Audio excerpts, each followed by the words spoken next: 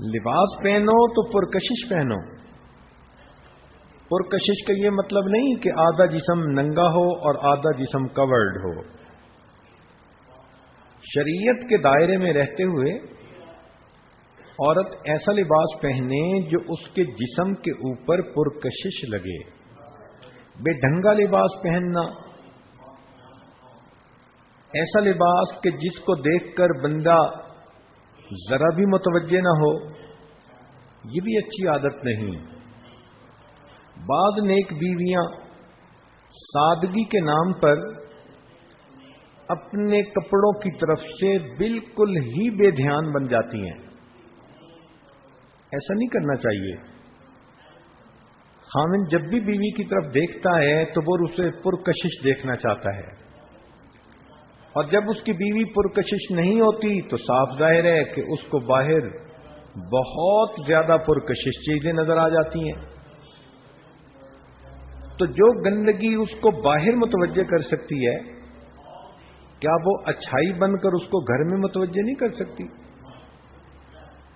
تو لباس بنائیں تو ہمیشہ ایسا کہ پرکشش ہو.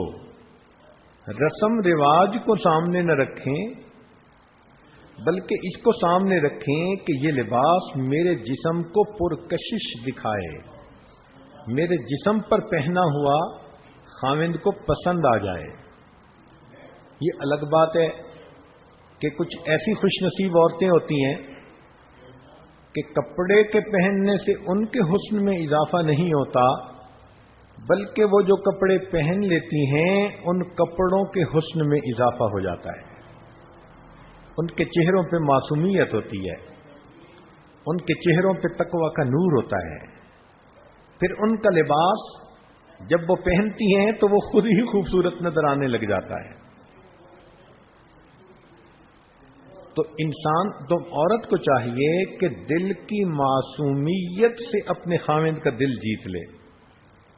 یہ دل کی معصومیت ہر خاوند کو اچھی لگتی ہے، اور جب خاوند کا دل سمجھتا ہے نا کہ میری بیوی دل سے بہت معصوم ہے، اس بیوی کو ہمیشہ وہ اپنی آنکھ کی پتلی بنا کے رکھتا ہے.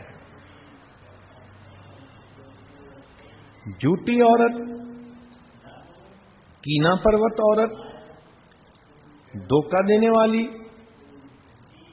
خاوند کو مس گائیڈ کرنے والی عورت ہمیشہ اپنا گھر برباد کروا بیٹھتی ہے. خاوند کے ساتھ کبھی بھی جھوٹ کا معاملہ نہ برتیں.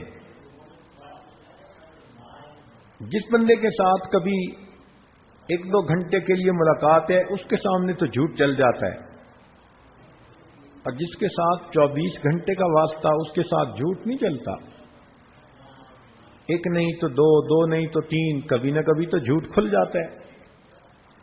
اور جب خاوند کو یہ احساس ہو کہ بیوی میرے سامنے جھوٹ بولتی ہے تو پھر بیوی کا مقام خاوند کی نظر میں گر جاتا ہے. اس لیے جھوٹ بولنا، خاوند کے بارے میں دل میں نفرت اور کینہ رکھنا،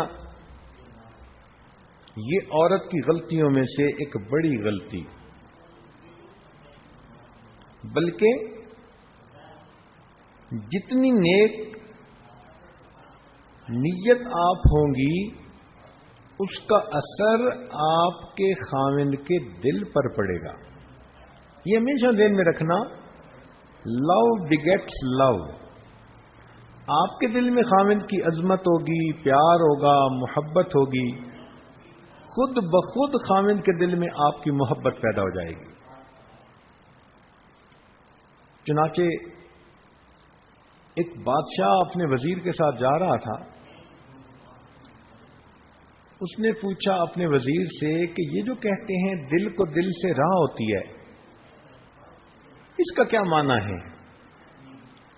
وزیر با تدبیر تھا.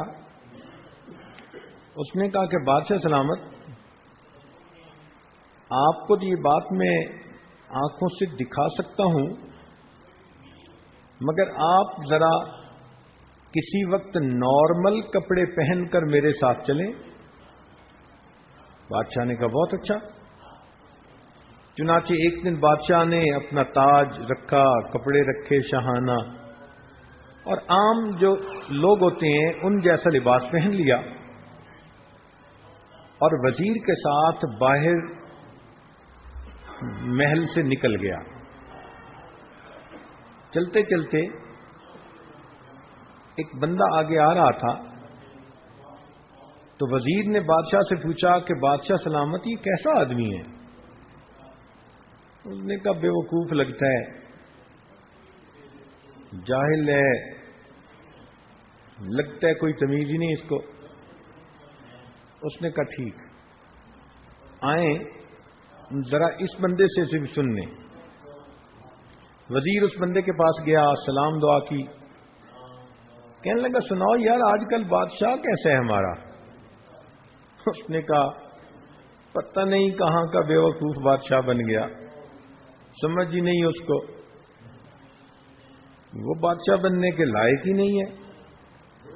اس نے بھی آگے سے ایسے ہی الٹے سیدھے کمنٹس دے دیے۔ خیر تھوڑی دیر کے بعد آگے گئے تو وزیر کی نظر ایک اور نوجوان پر پڑی۔ اس نے بادشاہ سے پوچھا بادشاہ سلامت، اس کے بارے میں آپ کی رائے کیا ہے؟ بادشاہ نے کہا پڑھا لکھا بھلا آدمی نظر آتا ہے، اچھا انسان ہے۔